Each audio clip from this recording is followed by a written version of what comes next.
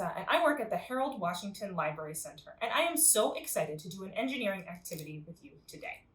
Engineering is when you use math and science to create something in the real world. So today, you're going to be using your engineering skills to make something work the best that it can. And today, we're going to space. You may have heard about rovers landing on Mars, and we are going to make our own Mars rover that works without electricity. And we're going to start sprouting a seed that can sprout without soil. Pretty cool. Now, this activity uses some great household materials. I'll talk you through what you might need. You also might have these materials in your STEAM Week Grab and Go kit, which will be available towards the end of April and the beginning of May at library locations around the city. And you can use those as well. So, for our rover, I'm going to take our sample. We're just going to put it down here. For a rover, we need some cardboard. This is a 12-inch by 12-inch piece of very light cardboard like you'd find in a cereal box. You can also use cardboard like the kind that in a shipping box. It's just a little bit harder to cut through. You're also going to need a pencil. Make sure it's sharpened. We need to use it to write with, and we also need to use it to poke some holes very carefully. We have a ruler that's going to help us measure out what we're doing today. We have a plastic straw. You could also probably use a paper straw if you have one. We have 2 candies with holes in them. They're circular. We're going to use these as wheels, so it's very important you can put something through it like this straw. We've got 2 rubber bands, and then we have tape and scissors. So we'll get started by cutting out the wheels and the body. So we're going to need 3 6-inch by 6-inch squares. So we're going to mark our piece of cardboard at 6 inches on one side and 6 inches on the other side. If you have different size cardboard, you might have to draw a 6-inch square. For ours, we can just cut it into 4 pieces because it is 12 inches by 12 inches. You'll have 1 extra square when you're done with this. Yeah, oh, I didn't mark this side, so we're going to mark this side 6 inches. And 6 inches over here. Yeah, and like I said, if you're using tougher cardboard, you may need a little help. Frankly, you might need help from a grown-up for this project anyway. There's a lot of things to do that are a little bit tough and involve some pointy things like some bigger scissors and, as I said, that sharpened pencil point. So we're going to cut these out. They don't have to be perfect. They just have to be generally square. So 2 of those are going to be our wheels and 1 is going to be our body. So here we go. Those are 3. We'll put our extra over on this side, and we're going to go ahead and make our wheels. So our wheels, we need the center. Now, you could measure the center from all the different sides, but I'll show you a trick. If you measure diagonally across both ways, where the lines cross, you'll find the center. So I'm going to go ahead and draw a diagonal line here. Then I'm going to draw a diagonal line the other 2 corners. Yeah, between the other 2 corners. And then there you go. I think you can see that there's 2 lines meeting in the middle, and that is actually the middle of our cardboard. That's where we're going to poke a hole. So we're going to be very careful. We're going to find the middle. We're going to hold our cardboard around the edges so our fingers are not in the middle. We're going to poke a hole. Now you might need a grown-up for this, or even just another person to hold it. We're going to poke a hole that our pencil fits through. It doesn't have to be much bigger than the pencil. We want to get it through. Now we've got to repeat the same procedure on the other one. So we draw our diagonal line here, 1 corner to 1 corner. We draw our diagonal line the other way. And then we poke another hole. Oh, here's the middle. All right, ready? I'm going to poke that hole. See, it takes a little bit of effort. And hopefully your pencil point doesn't break. If it does, you might need to sharpen it again or get something else you could poke with. Try not to poke with scissors. Those are very sharp. Now we have our body. Now our body needs to be folded into thirds, and we can just estimate those. So I'm going to go ahead and estimate here. 1 side we're going to fold. I don't need this pencil for estimating. You could also measure out the thirds if you wanted to, and that would help you be a little bit more precise. But today I'm just going to estimate. We're going to fold. If you've got the tougher cardboard, it might be a little bit harder to fold, so you might need to squish it down. Yeah, we're just trying to keep it so that it becomes a body like this. Okay, so our wheels are here. We need to put our pencil through the body of the rover so that it can attach our wheels. Now we've left our wheels as squares. We might make some changes at the end, but we can see what happens. So We're going to take our pencil very carefully. We're going to try to go straight across in the back thirds. This will be the back when I'm done. I'm going to try to make it as straight as we can. We're going to try to make this hole kind of big because we want our pencil to spin freely. It's really important. So our pencil is the axle, right? All wheels usually attached to some sort of axle. You can kind of see on the bike that the wheel is spinning on 2 little screws usually. So here's our axle, and we're going to go ahead and attach our wheels on each side. We're going to need to use a bunch of tape on here. We want the wheels to move with the axle, right? We don't want the pencil to spin in the wheel. Otherwise, if it does that, then our Rover won't work exactly the way that it's supposed to. So we're just going to tape this here using 2 pieces of tape, and then we're going to tape on the inside portion too. It's a little bit harder to see, but I'll just go ahead and tape it so that it doesn't move. So we're going to do that on this side, and then we're going to carefully do that on the other side because that one has the point, as you may remember.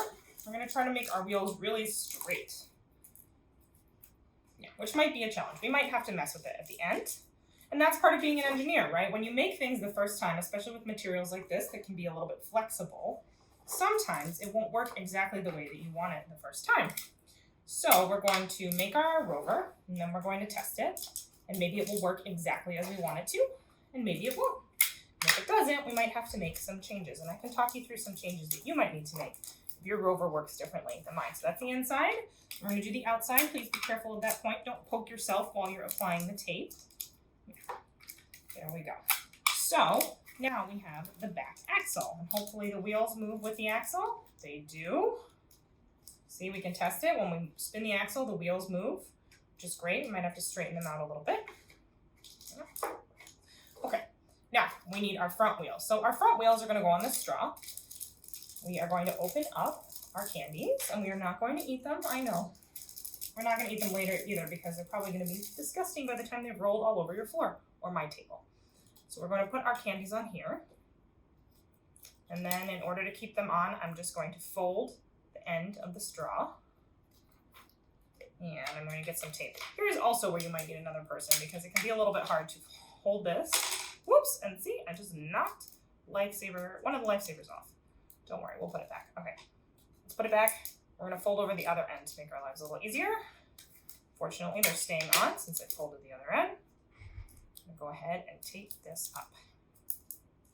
So now we're going to figure out how to attach this to the front of our Rover. Now this is the part that gets a little bit finicky. So you're trying to make it so that these wheels sit on the ground and that they don't touch the bottom cardboard piece here.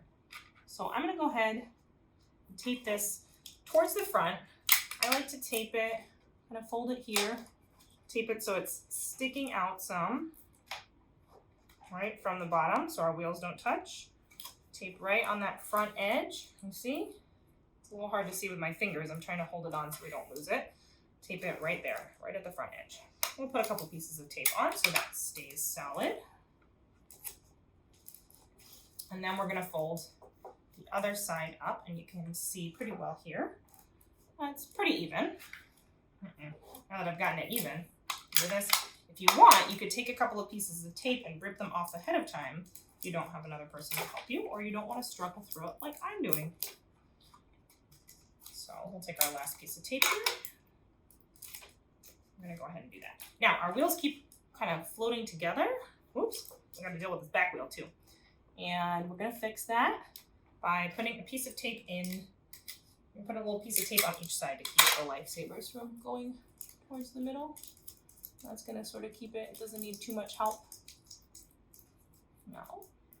Yeah, it's not gonna be the most beautiful fix. Okay, and then this back wheel. Oh, I've really had some trouble here. I'm gonna put one more piece of tape on the back because we can see that that's a problem already.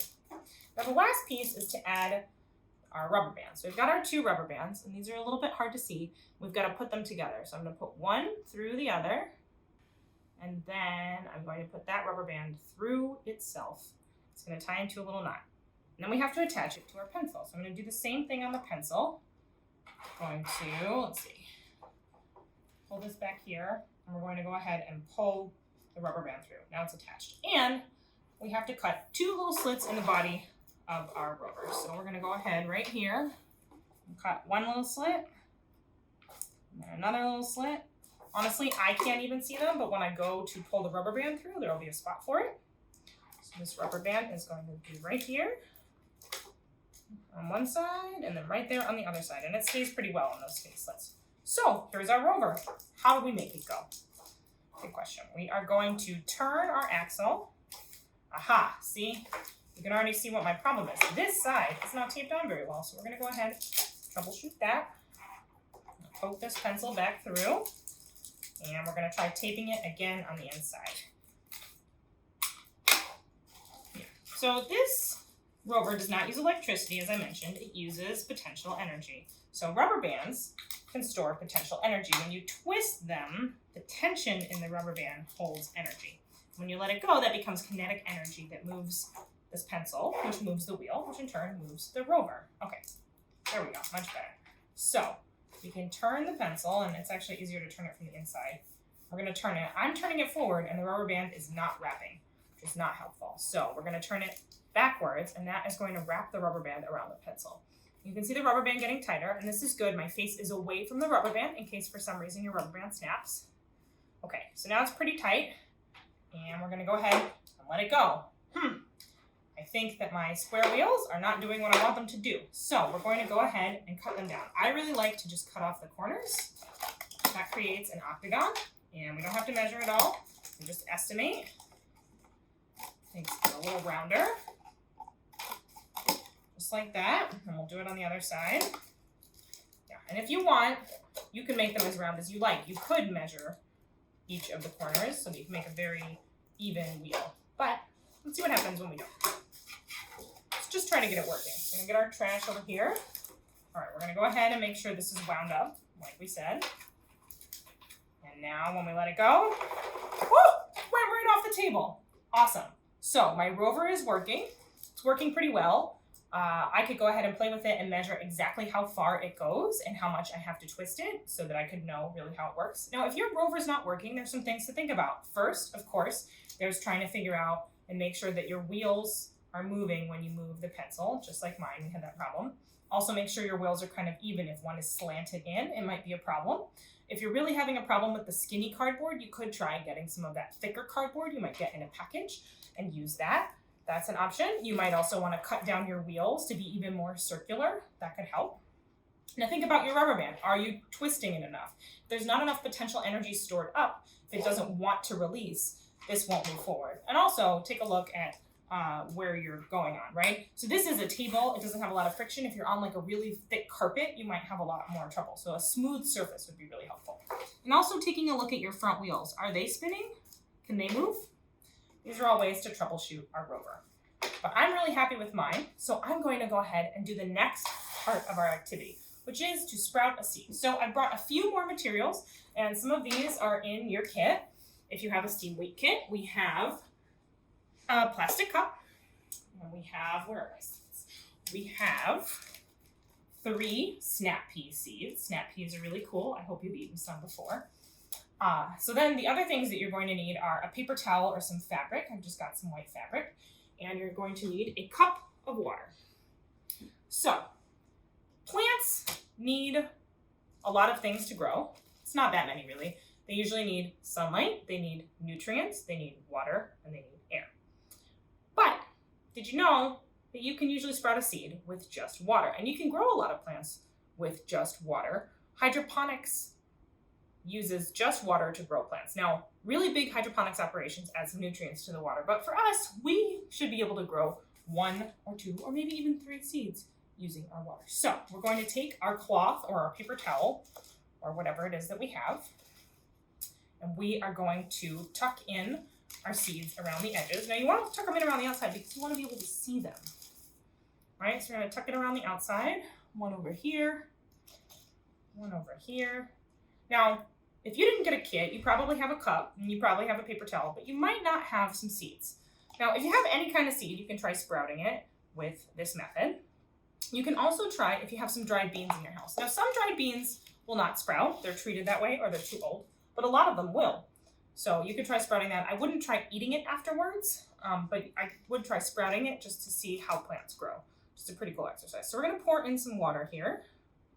Yeah, I'm pouring it in this way. You could also, if you're by a faucet, you could put your paper towel or piece of fabric in, and then you could, run it under the water and wring it out so it's not too drippy, and put it in your cup and then add your seeds. So really, this is now nice and moist all the way around. I can feel it. It's heavier with the water. So to grow your seed, you're going to want to keep this piece moist. You can leave it open, but you'll want to keep it moist. It needs some time to evaporate and things. You don't need to put it in sunlight until you start growing your seed. It's going to start sprouting out of here. Now, I don't know if all of these 3 will grow, but I do know that pea seeds will grow. And I have one here. I actually had put it in some soil to grow a little bit more, which you can do if you have a plant. And you can see there's roots on it. There's this little pea that started, and look at these little shoots. And eventually, we'll get some peas that we can eat, which is something you would really like if you were hanging out on Mars. I hope you've enjoyed doing these activities with me today.